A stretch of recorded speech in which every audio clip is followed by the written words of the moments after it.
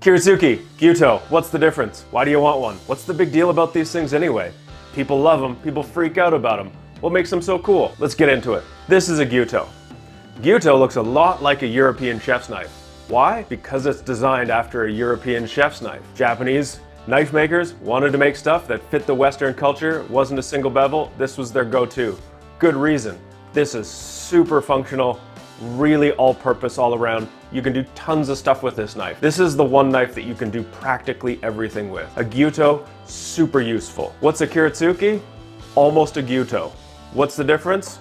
Well, one, visually, this knife looks really badass. Why? Because look at that tip. It looks badass. That's why it's different. There's a few other differences. Basically, the function of a Kiritsuke versus a Gyuto is practically the same. You can cut all the same stuff. They're about the same size. They're the same height. You're gonna get comfortable with either one. Only differences are really slight. We'll get into that in a second. Now, where did the Kiritsuke come from? Kiritsukes stem from single bevel knives. Originally, there's a Yanagiba, a Deba, and a Yusuba. Deba has nothing to do with this. But if you take a Yanagiba and squish it together with a Yusuba, you get a Kiritsuke. Now, what are you looking for there? A, single bevel. B, long so you can do the nice slicing motions. C, straight edge. The straight edge is important for some of the turning, rotating cutting styles that they use in Japan. That pin straight edge is super important for that. However, it can interfere with some of our traditional rocking, chopping kind of motions. So that's where we start to see some of the differences. But essentially, if you're looking at a slimmed down set of single bevel knives, instead of getting a Yanagiba and a Yusuba, you get a Kiritsuke and it covers all your bases. When we're talking about Kiritsuke here and Gyuto, we're talking about the double bevel knife. So it's an even triangle on both sides. It's gonna cut straight with it. You can cut through bigger, wider things that you can't really with single bevel knives. And really, it's the knife that you're probably the most accustomed to seeing and using, is that knife that's equally beveled. The Kiritsukes we're talking about are double bevel, just like the Gyutos. When you're using a Kiritsuke, you'll see a lot of times the edge is really straight. It might have a slight curve to it. What's great with this knife is that when you're sliding it backwards, you get a lot of edge contact on the cutting board. Great also can be, depending on your style of cutting, I find when you're push cutting, if all of your edge contacts the cutting board at one time and your edge is really sharp, your knife doesn't skid across the cutting board at all. It just bites in and comes to a complete stop.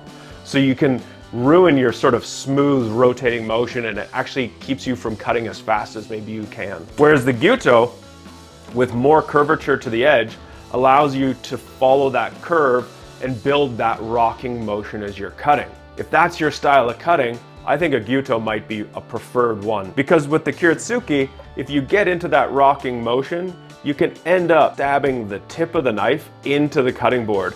And this teeny weeny little tip right here can break off really easily. So you want to avoid doing a lot of big rocking motions, because you will definitely sink your tip into the cutting board and the tip will go away, and then you'll have to rebevel and reprofile the edge of the knife to get that fixed. All right, let's get into how these knives actually work.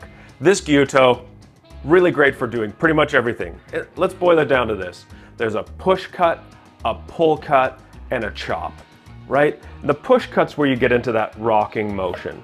So this knife, I pick up the heel of the knife, I slide it forwards, the tip hits the cutting board and I drop my hand. So that's a great push cut, and this knife rolls through that really easily.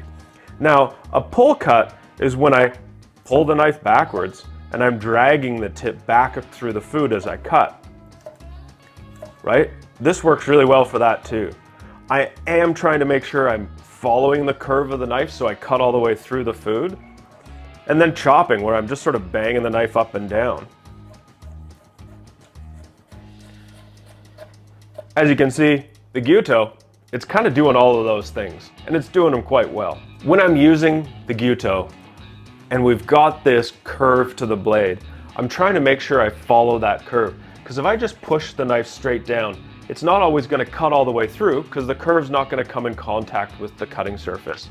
So I start by angling the knife down, and when I hit the first part of the curve, I lower the blade continuing to push through. That way the edge of the knife comes in contact with the cutting surface. That way I'm going to cut smoothly all the way through. So when I'm rolling or rocking the knife, I'm picking it up and putting it down while sliding it forwards and pulling it backwards. Now if I want to do a pull cut, I'm going to do very much the same thing. I'm going to hold the knife the same way, but I'm going to start just in front of the heel of the knife and pull it backwards. I find this cut is really nice for accuracy. If you're trying to get something very smooth and very even, but you lose out on a bit of power. So it's not as quick, especially if you're cutting something dense and heavy. But when I come here to do the julienne, it's pretty nice. Now, if you've got a lot of curve, you see, I'm running into a problem where I'm not cutting all the way through the carrot here. So again, I'm really needing to follow that curve and pull the knife around. Next up, Kiritsuke time. Let's see how this guy rolls. So again, straight edge, pointy little tip here, really straight, like it's like a long nakiri. So as I push through, it slides through really nicely. Wow, this just drifts right through. And I'm aiming it down, but I'm trying not to put as much of an angle because again, this is what's happening right here. Look at this. So you can see this tiny little tip is starting to sink into that cutting board. If I'm going fast and I push it in too hard, or if I accidentally twist the knife, off comes the tip. We don't want to do that. So I'm trying to keep the knife basically parallel to the cutting surface and picking it up and down. Now you can do that with this guy because we have such a straight edge. Sometimes I find when you've got a really straight edge on a Kiritsuke and you're cutting with a really sharp knife, if you hit the cutting board, the knife almost stops. The whole surface area of the edge bites into the cutting surface and it's like putting the brakes on your knife. I find that can be awkward, especially if you're typically trying to cut really quickly. So, see? That's how I cut. Kiritsukes are hard. You got to break that habit, right? So I have to pick it up and put it down. Or the other way you can use this Kiritsuke is by doing that pull cut. And you can get yourself into a habit where you basically cut everything with this pull cut. And something I like about this Moritaka for that kind of pull cut is it's not a super light knife. Having a little bit of extra mass gives you a bit more power that you're missing, that you have when you're doing the push cut. So we've done a push cut, a pull cut. Let's do some chopping here with this Kiritsuke. Again, I have to be careful about this tip. It really wants to bite into that cutting board. So I'm just gonna kind of pick it up and put it down. I could do this move, which works for some stuff. I find it's a little squishy.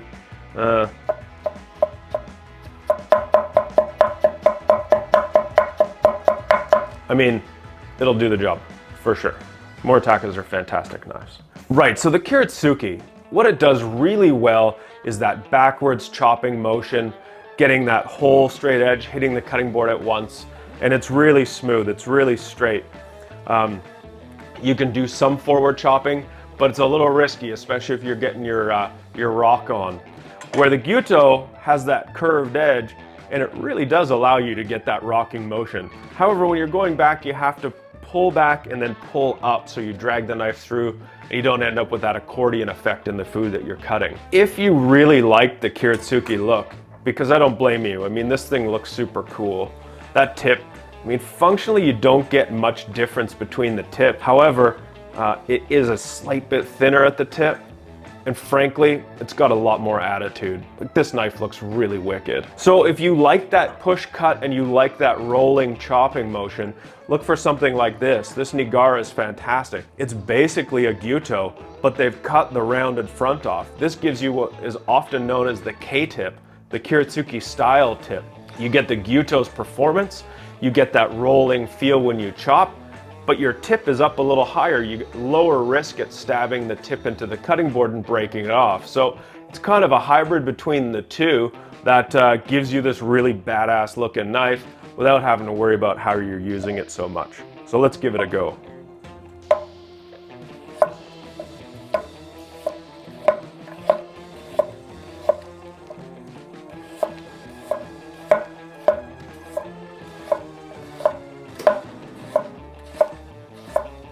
All right, so we did some rocking, we did some forward push cuts to slice this carrot here. Let's do a julienne. Yeah, leaving the tip on the cutting board, picking it up, you know, I'm picking it up a fair bit. That's a decent sized stack of carrot here.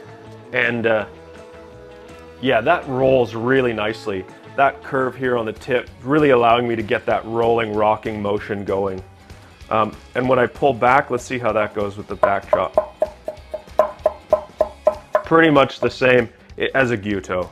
I mean, this for all intents and purposes, this knife functions and cuts just like a Gyuto does. However, we got that really great look on the tip here, that K-tip style. Terminology can always get confusing. A lot of times we're talking about a Kiritsuke and we really mean this sort of Gyuto with the K-tip style. So if that's what you're looking for, be clear that you're looking for a knife that you've got a good curve on the edge and you can rock with. Kiritsukes are cool. Now, there is the traditional style of Kiritsuke. There's also this K-tip style Gyuto. We often are calling them Kiritsuke as well. Kiritsuke can also refer to knives with this tip style shape. So there's Kiritsuke in this sort of chef's knife style, there's Kiritsuke in petties, there's Kiritsukes, slicers. So there's that Kiritsuke style or that K-tip style across all the shapes of knives. Thanks for watching our video about Gyutos and Kiritsukes and K-tips and what all that means. Hope it helps. Hey, there's no rules about what you want to do. You want to rock, you want to pull, you want to chop, do whatever you want. Gyutos will do it all, Kiritsukes can do it all too, but there's a few differences. You know what I do? Get both.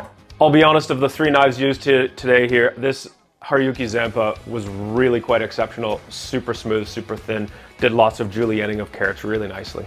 Do you have an opinion? Let us know, put it in the comments. Kiritsuke or Gyuto? Which one's your favorite? All right, we're gonna cut some shit and make some lunch here. Let's do it.